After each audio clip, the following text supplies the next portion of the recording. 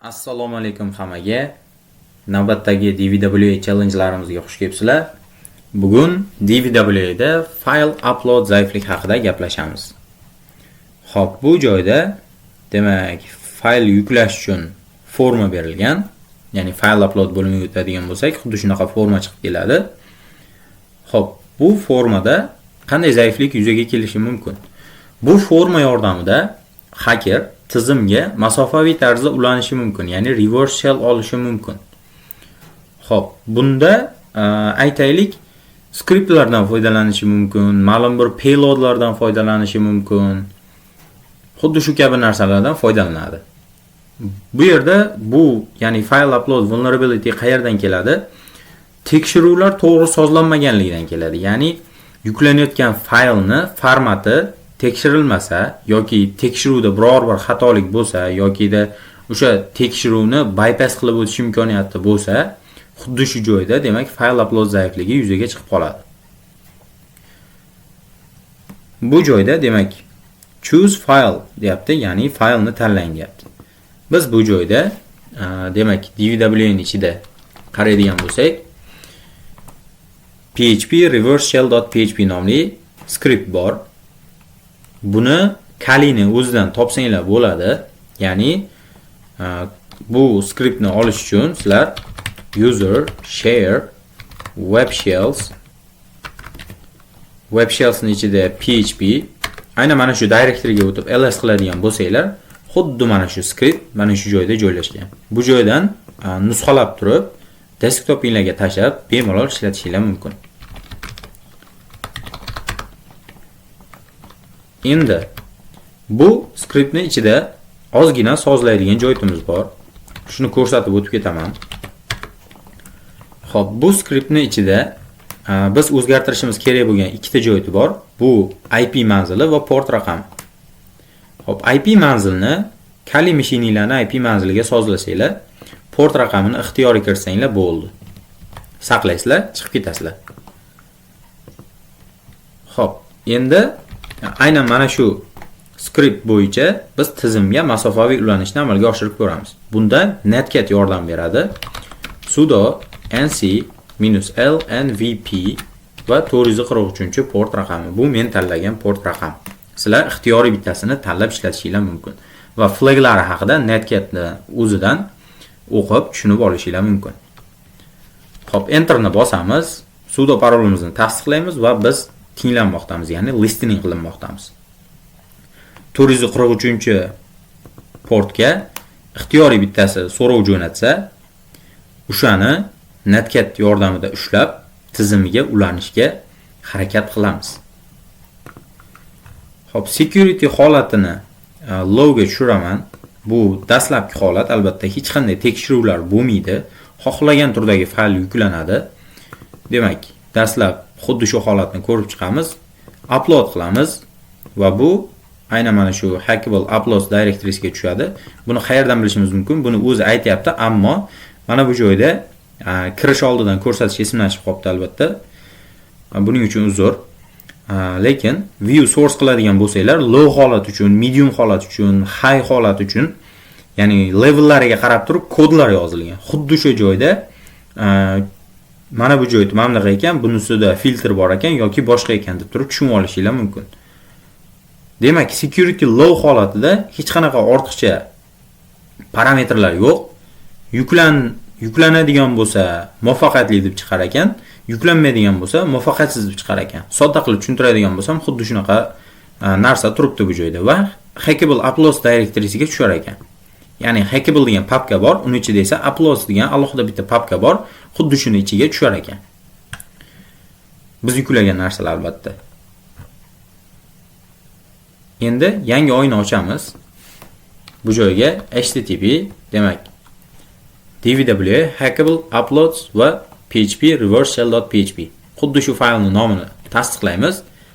Bu joyda dastlabki e'tibor qilishimiz bo'lgan narsa bu bitta directory va undan keyin yana bitta directory orqaga qaytish. Ya'ni jami ikkita directory orqaga qaytinglar deyapti. Biz ikkita directory orqaga qaytdik va faylimizni ko'rsatdik. Enterni bosamiz.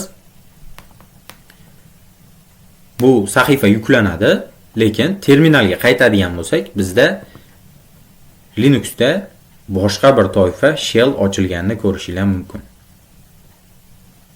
Xo'p, bu joyda demak, who am I deb kiritishim mumkin, www-data nomi ostida harakat qilar ekanmiz, pwd qilishim mumkin, ls-l qilishim mumkin va hokazo buyruqlarni ishga tushirishim mumkin. Xo'p, demak, bu DVWA da low holatdagi challenge edi. Endi Metasploit frameworkni faollashtirib qo'yganman. Bu albatta medium holat uchun kerak bo'ladi. Xo'p, endi levelda mediumga ko'taramiz. Submit. Demak, file uploadga qaytamiz. Medium holatida endi nimalar bor? Medium holatida bizda filtr qo'yilganini ko'rishingiz mumkin. Demak, filtr rasm formatini talab qilyapti bizdan, ya'ni JPEG yoki PNG bo'lishi kerak deyapti. Xo'p, agar bu ikkita toifaga ham mos tushmaydigan bo'lsa, bizni demak yuklagan faylimizni qabul qilmaydi. Biz faqatgina JPEG yoki PNG formatdagi rasmni yuklashimizni talab qilyapti. O'sha yuklagan faylimiz baribir Hackable Uploads directory'siga tushar ekan. Buni yuqorida keltirib qo'yibdi. Biz aynan mana shu holatda chetlab o'tishni amalga oshirishimiz kerak bo'ladi. Ya'ni bypass qilishimiz kerak bo'ladi. Xo'p. Bu holat uchun demak Metasploit oilasiga mansub bo'lgan MSF Venomdan foydalanib, uni payload bor, PHP, Meterpreter, Reverse TCP. Bu payloaddan foydalanib turib, ya'ni bu moduldan foydalanib turib payload hosil qila olaman o'zimga, bitta payload faylni hosil qila olaman. Hop, lhost, ya'ni meni listener host manzilim, hop, ifconfig eth0. Demak, mana shu IP ni copy qilaman. Bu joyga kelib tashlayman va L port yoki listener port. Bunga endi 443 kiritaman. -o flagi bor, output qilish uchun, ya'ni ma'lum bir faylga yozib turib output qilish uchun -o flagidan foydalanaman. Kelinglar shell.php deb ikkovini farqlash uchun albatta yozayin. Hop, -o qilib turib, biror bir directory ko'rsatishingiz mumkin yoki shu joyga chiqarib olib turib, boshqa joyga ko'chirib ishlatsanglar ham bo'laveradi. Demak, shell.php bor bizda. Endi biz buni yuklashimiz kerak bo'ladi. Hop, choose file, shell.php, upload. Lekin your image wasn't uploaded. We can only accept JPEG or PNG image. Demak, bizni PHP faylimizni medium holatda yuklamadi, chunki filtrda u PHP faylligi bilindi va tizimda bloklandi. Endi JPEG yoki PNG formatdagi rasm so'rayapti bizdan. Faqat shunga ruxsat beramiz deyapti. Biz nima qilamiz? Bizda Burp Suite bor. Burp Suite yordamida bypass qilishga harakat qilamiz. Xo'p, proxyni yoqamiz, bu joyda Foxy proxyni yoqamiz, interceptni yoqamiz va bu joyga kelib faylni qaytadan tanlaymiz hamda upload qilamiz. Ushlangan javobdan demak biz content type degan joyini o'zgartirishimiz kerak. Content type degan joyda application x-php xuddi shuni o'chirib o'rniga image/png deb yozib qo'yamiz. Forward qilamiz. Interceptni o'chirib tizimga qaytadigan bo'lsak, shell.php muvaffaqiyatli yuklanganini ko'rishimiz mumkin.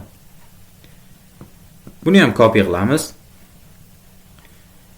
Endi bu joyda proxyni o'chirib qo'yishim kerak. Endi Metasploitni ichiga kirib multi-handlerni sozlab olaman. Use exploit. Hop, use demak exploit multi-handler va bu joyda generic shell reverse TCP yo'q, biz bu payloadni o'zgartiramiz. Demak set payload boyagi PHP Meterpreter reverse TCP payloadini kiritishimiz kerak. Hop, reverse TCP. Endi show options qilamiz. Show options qilib, aynan mana shu joyda lhostimizni qaytadan kiritamiz. Hop. ifconfig 80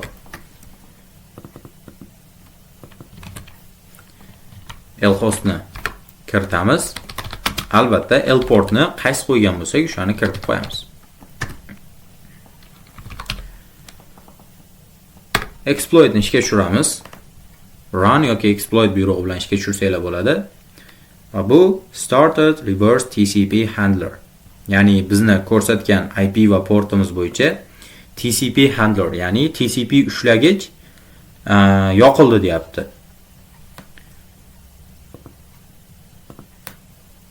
Yoqilgan bo'lsa, endi bu joyga kelib, aynan mana shu yuklangan faylimizni joylashuvini copy qilamiz. http demak dvwa, undan keyin esa boyagi faylimiz joylashuvini ko'rsatamiz. Enter ni bosamiz. Bizda demak sahifa yana yuklanishda davom etadi, ammo bu joyda Metasploitni o'ziga qaytadigan bo'lsak, bizda Meterpreter bo'yicha bitta session ochilganini ko'rishingiz mumkin. Biz security low holatida Netcatdan foydalandik.